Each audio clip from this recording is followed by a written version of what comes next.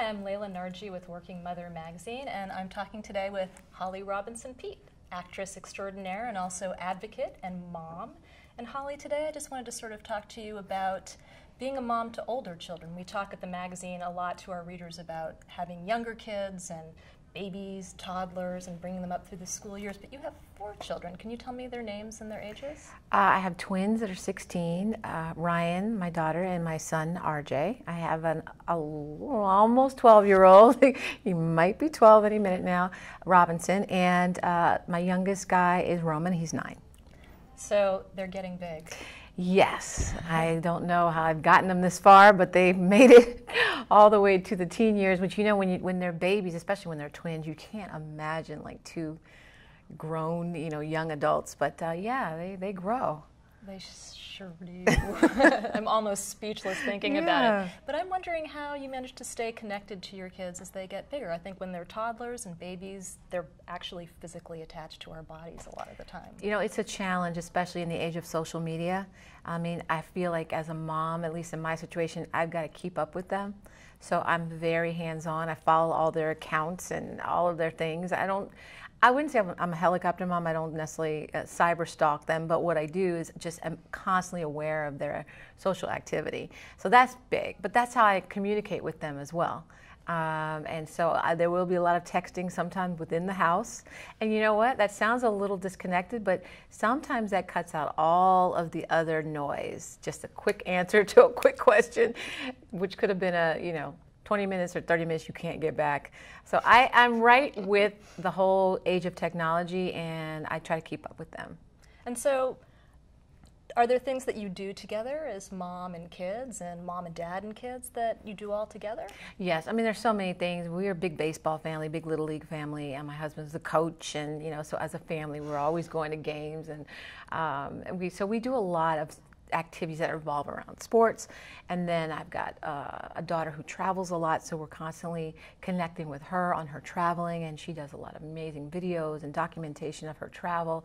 So every kid has their own little niche, their own little thing, and we all as a family rally around each child and celebrate that child. And that helps. It helps pull all the kids in, and it helps keep the nucleus of the family tight.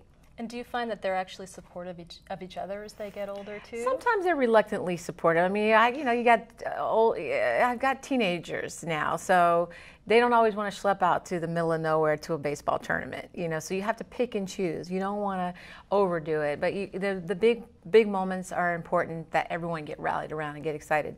But I always say, you know, if this was your moment, wouldn't you want your little brother there? Wouldn't you want your siblings there to support you? And so it gets through.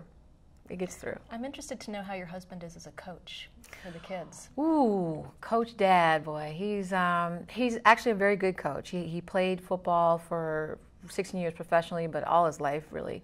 And he was drafted into the major league, so he is actually a baseball player as well. He's actually a very, very good coach. The hard part is when he brings the coaching home. You cannot talk baseball at home and on the field and all day and during the game. So I definitely have to come in and just sort of snip around what we can say and what we can't say. He's actually a very good coach and a hands-on dad, and I'm lucky. As much complaining as I do about him, the fact that he wants to be there and wants these moments, it's really priceless what he's doing with them now. And he missed a lot of their growing up being a professional football player. So he's making up for it. It's lovely. Well, another thing that you guys do as a family is that you do a lot of advocacy. Mm-hmm. And I think sometimes we think of advocacy and volunteerism as being isolated incidents, something that we do ourselves. I remember helping in high school and going and visiting old age homes, but you guys do it as a family with autism and ADHD and Parkinson's, I guess, got you started? We do. As a family, we have used our visibility and our platform to advocate for other families who have less resources to treat the things that have happened to us. My dad had Parkinson's disease, a very expensive disease to have, and involves a lot of caregiving and a lot of things that we had to do. I had to take care of my father before he passed away, and I had the resources to do that, but what about the families who don't? And that's what kept coming back as a recurring theme during the time when I was taking care of my dad, before I had kids. And same thing with autism. When we got that diagnosis, so many families really struggle under the financial and emotional weight of what autism brings to the family. Similarly with ADHD. So just as a family, you know, we have started this trend of, you know, talking about the things that have impacted us and making the most of them. And I'll tell you, the one thing that I wish that I had had when I'd gotten all these different diagnoses is more of a sense of hope.